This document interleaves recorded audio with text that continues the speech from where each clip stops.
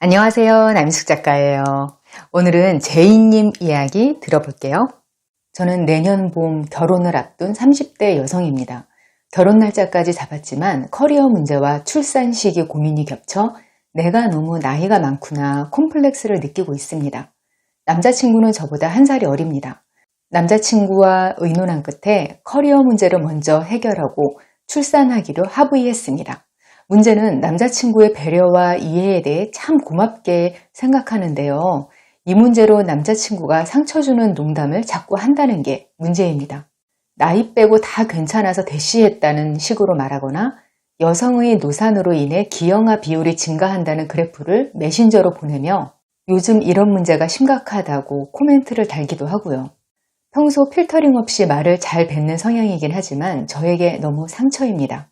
남자친구가 키가 작은데 저는 그게 상처될까봐 배려하려고 키에 대한 이야기는 꺼내지도 않으며 조심합니다. 너무 상처되어서 상대방의 단점까지 끄집어내고 말하고 싶은 감정입니다. 나도 자기 단점이라 생각되는 게 없는 게 아니다. 그렇지만 장난으로라도 그렇게 말하진 않는다. 내가 부모 키가 2세에 미치는 영향 이런 거 장난으로라도 보내면 기분이 좋겠냐. 이렇게까지 말해야 알아듣고 그만둘까요?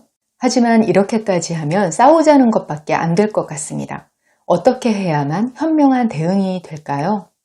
아마 이런 사연을 유명한 커뮤니티 게시판 같은 데 올리시면 그 들으실 답변이 어떨지 딱 예상이 돼요. 파혼해라. 그런 남자가 결혼하고 어떻게 대할지 뻔하다. 아니면 사연자님 말씀대로 작은 키 공격으로 맞받아쳐라. 아니면 반대로 좋게 설득해라. 뭐 이런 답도 있을 것 같아요. 근데 이게 그렇게만 볼 문제가 아니거든요. 이거 명백한 가스라이팅이에요. 가스라이팅이라는 건 상대방 판단에 혼란을 줘서 자기 뜻대로 통제하려고 하는 행동을 말하는 거거든요. 가스라이팅 어원이 된 영화 내용으로 예를 들어 볼게요. 남편이 몰래 아내 물건을 뒤지느라고 다른 방에서 가스등을 켰어요. 근데 그 당시는 한 군데서 가스등을 켜면 다른 쪽 등이 좀 어두워지는 구조였어요. 요즘 보일러도 한쪽에서 샤워하고 있을 때 다른 데서 뜨거운 물 틀면 확 차가워지잖아요.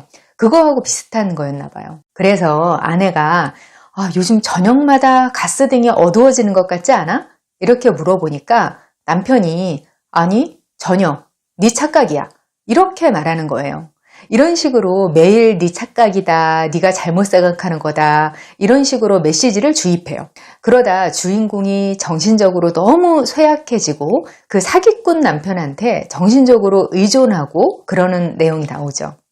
사람이 자기 스스로를 못 믿게 만드는 거예요. 보통 가스라이팅이 나르시시스트들이나 하는 거다 이렇게 알고들 있거든요.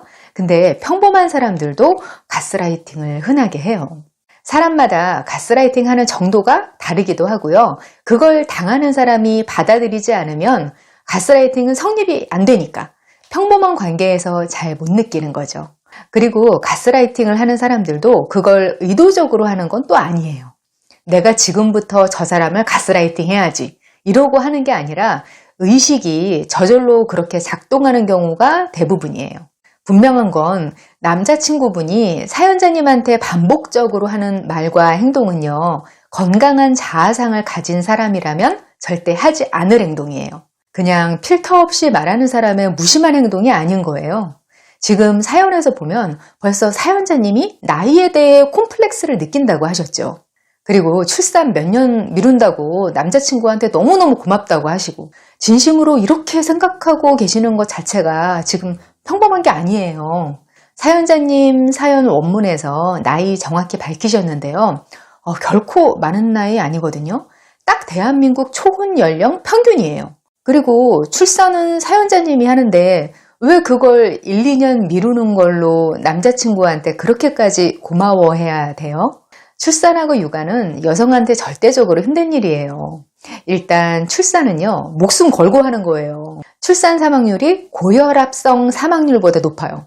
그리고 교통사고가 사망 원인 중 높은 편에 속하는데 여러분이 여자라면 교통사고로 죽을 확률보다 출산하다 죽을 확률이 2배 이상 높아요. 2022년 통계청 자료하고 행정안전부 자료 참고한 거고요. 건강하게 출산 잘해도 신체적으로 입는 손상은 영구적인 거예요. 그냥 원래 생명이 태어나는 건 모체의 희생이 전제되는 거예요. 거기에다가 출산이 다가 아니죠. 사실 양육이 진짜 힘든 거죠. 출산하고 양육은 구조상으로 반반이 안 돼요. 그러니까 출산은 사연자님 의견이 우선이고요. 남자친구분은 아기를 낳아주겠다는 것만으로도 감사해야 되는 게 맞는 거예요. 남자친구분이 재벌 3세고 후계구도 때문에 2세를 빨리 낳아야 하는 상황이에요. 이런 거 아니면 사연자님이 미안해야 할 일이 아니에요. 이미 이런 생각들을 하고 계시는 것만으로도 그렇게 통상적인 상황이 아니에요. 이런 가스라이팅은 가깝거나 유대감이 높은 관계일수록 잘 나타나요. 부모 자식 간에도 있고 형제 자매 사이에도 있고 커플 사이에서도 아주 흔해요. 가스라이팅 하는 사람들은 대개 정서적으로 건강하지 못한 기질이거나 그런 상태일 때가 대부분이거든요. 자아와 타인을 인식하는 데 장애가 있는 나르시시스트인 경우는요, 사실 유병률 3% 정도로 그렇게까지 흔하지는 않고요. 일상적인 사람이 정서 일부의 문제가 있을 때 그걸 관계를 통해서 해소하려고 하는 욕구가 있더라고요. 특히 커플 사이에서는 열등감을 내면화해서 갖고 있는 쪽에서 가스라이팅을 하려고 하는 경향이 있어요. 사연 원문을 보면 사연자님이 고학력 엘리트시더라고요. 남자친구분이 자신도 모르게 열등감 느끼고 있을 수도 있어요. 결혼이 다가오니까 더 불안해지고 있을 수도 있어요. 그래서 상대방의 자존감을 짓밟으면서라도 관계의 주도권을 잡고 싶어 하는 거죠. 그리고 이건 조금 예외적인 건데요. 사람들 중에는 상대방이 정서적으로 힘들어서 의존해 오는 걸 즐기는 성향인 사람들이 있어요. 상처받은 관계에서 회복하고 있습니다 라는 책에서 본 건데요. 나르시시스트인 연인한테서 벗어날 때는 그 사람 편을 드는 내 친구도 같이 끊어야 한다고 하더라고요. 예를 들어서 만약 제가 유해한 남자친구하고 헤어지려고 한단 말이에요. 그 이야기를 다 알고 있는 내 친구가 자꾸 말리는 거예요. 그러면서 그 나쁜 남친 편을 들면서 못 헤어지게 자꾸 설득해요. 그 친구가 저의 힘들어하는 모습을 보면서 안도감을 느끼고 자기한테 의지하는 걸 즐기는 사람일 수 있다는 거라고 하더라고요. 그래서 나르시시스트한테서 탈출하는 과정이 주변 사람들 마음이 얼마나 건강한지 알게 되는 과정이 된다고 해요. 이건 뭐냐면 자기 마음 상태에 문제가 있는 사람들이 자기하고 가까운 사람 마음이 취약해지기를 바라는 경우가 있다는 거거든요. 커플들 사이에서도 이런 현상이 자주 일어나요. 만약 사연자님 예비 신랑인 분이 정도가 심하다. 그리고 제가 지금부터 말씀드릴 방법으로도 변하지 않는다. 그러면 정말 심각하게 그 관계를 생각해 보셔야 한다고 생각해요. 왜냐하면 결혼하시면 이런 문제는 더 심해지거든요. 첫 번째, 논리로 설득하려고 하지 마세요. 가스라이팅은 기본적으로 상대의 자아상이나 가치관을 무력화시키는 거거든요. 거기엔 논리가 딱히 없고요. 그냥 결론적으로 네가 못났어. 네가 잘못 생각한 거야. 이렇게 귀결이 돼요. 그래서 아무리 납득할 만한 내용으로 말해도 안 돼요. 부모 키가 자식에게 주는 유전자 영향이 70% 정도라서 당신의 작은 키가 걱정되지만 나는 굳이 그런 이야기 하지 않잖아? 왜냐면 키는 어쩔 수 없는 거고 나는 그럼에도 불구하고 당신을 선택한 거니까. 이렇게 말하면 상대방이 납득하고 다시는 그런 말 하지 않을까요? 이렇게 하면 놀리고 뭐고 일단 상대방 열등감을 자극하는 거기 때문에 가스라이팅은 더 심해져요. 그 행동의 원인이 낮은 자존감인데 자존감을 더 깎는 행동을 하면 안 되죠. 원래 나르시시스트한테 대응할 때도 제일 최악의 대처가 논리적으로 설득하려고 하는 거예요. 그건 상대방한테 말려 들어가는 거고요. 보통 논리적으로 설득하고 자기는 그런 사람이 아니다 라고 변명하는 과정에서 가스라이팅을 당하게 되는 거예요. 그리고 감정적인 호소도 안 돼요. 나는 당신의 그런 말에 상처받아. 안 통해요. 그러면 상대방은 그것도 여러분 탓을 하게 되어 있어요. 네가 부족하니까 내 말을 제대로 받아들이지 못하고 상처받는 거다. 만약에 정말 제대로 된 나르시시스트가 아닌데 자아가 좀 건강하지 못한 상태여서 자꾸 그걸 표출한다. 사람 자체는 괜찮다. 이런 거면 단호한 태도 몇 번으로 달라져요. 그러면 어떻게 하면 되느냐? 상대방이 이상한 말을 하잖아요. 그러면 정색하고 왜 그런 말을 하는 건데? 하고 눈 똑바로 마주보면서 물어보세요. 그리고 대답이 무엇이건 간에 하지 마 라고 하시면 돼요. 그 이상 할 게 없어요. 최소한 그 말을 할 때는요, 이 말을 안 들으면 너의 곁을 떠날 것이다 라는 생각으로 해야 되는 거예요. 이게 진짜로 효과가 있고요. 상대방 태도가 생각보다 금방 바뀌어요. 상대방 기분을 상하게 하는 걸 두려워하지 마세요. 제가 고양이 처음 키우기 시작할 때 고양이 인터넷 카페를 자주 드나들었거든요. 거기서 어떤 글을 봤는데요. 입양한 고양이가 너무 사람을 문다는 거예요. 습관 고치는 방법 다 해봤는데도 안 됐대요. 그래서 너하고 같이 살려면 너는 무는 버릇 무조건 고쳐야 한다. 이걸 못 고치면 너를 파양해야 하고 그러면 너는 죽는 거다. 너랑 나랑 죽을 각오로 고쳐보자. 그렇게 막 울면서 말하면서 굉장히 단호하게 행동 교정을 해가지고 결국은 성공하셨더라고요. 고양이가 계속 사람을 물면 그건 같이 못 사는 거거든요. 근데 가스라이팅 하는 사람도 그 수준이에요. 같이 못 살아요. 정말 자아가 망가지고요. 그 관계에서 벗어나도 회복되는 데 진짜 오래 걸려요. 원래 사람이 다 마음에 들 수는 없고 단점도 수용할 수 있어야 결혼 생활이 잘 유지되는 건 맞아요. 상대방을 내 입맛에 맞게 다 고쳐서 살고 싶다. 이런 마음은 안 되는 거예요. 근데 배우작감을 보다 보면 이건 진짜 안 되겠다. 이렇게는 같이 못 살겠다. 이런 면이 보일 때가 있거든요. 이건 어떻게든 고치거나 완화시키거나 해야 되는 거예요. 아까 말씀드린 무는 고양이한테처럼 나를 그렇게 대하는 너하고는 같이 할 수 없다는 메시지를 분명히 전달해야 하는 거예요. 가스라이터 경향을 보이는 사람한테는 이렇게 하는 방법밖에는 없어요. 사실 별로 친하지도 않은 사람한테 이렇게까지 할 필요는 없어요. 왜냐하면 제3자가 보면 이렇게 말하는 사람이 이상해 보일 가능성이 크거든요. 굳이 내가 위험을 감수할 필요가 없어요. 근데 꼭 같이 하고 싶은 사람이라면, 고쳐서라도 같이 해야겠다면 내가 나이스한 사람으로 보이는 게 중요한 게 아니죠. 다시 한번 말씀드릴게요. 그런 말은 왜 하는 건데? 하지 마. 두 번째, 쿨하게 받아치려고 하지 마세요. 가스라이터들이 자주 쓰는 말투가 농담이에요. 장난이나 농담으로 가장해서 얼마나 많은 폭력이 오가는 줄 아세요? 대부분의 관계에서 학대는 농담으로 이루어져요. 그런 식으로 폭력적인 농담이 나한테 들어올 때 나쁜 반응 두 가지를 사람들이 대부분 보여요. 얼어붙거나 농담으로 받아치거나.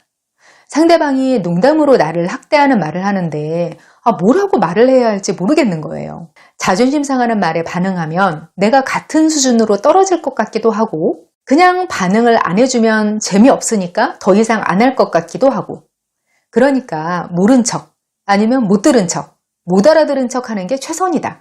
이렇게 생각하는 경우가 많은 거예요. 그리고 이걸 또 농담으로 받아치려고 하는 것도 그래요.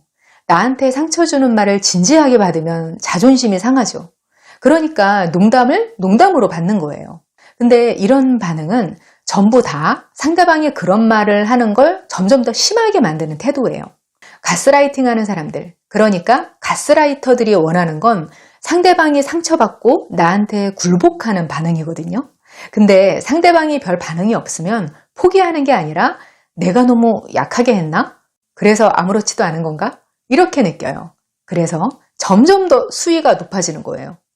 이런 경우에는 돌려 말하는 것도 안 되고 비유적으로 말하는 것도 안 돼요.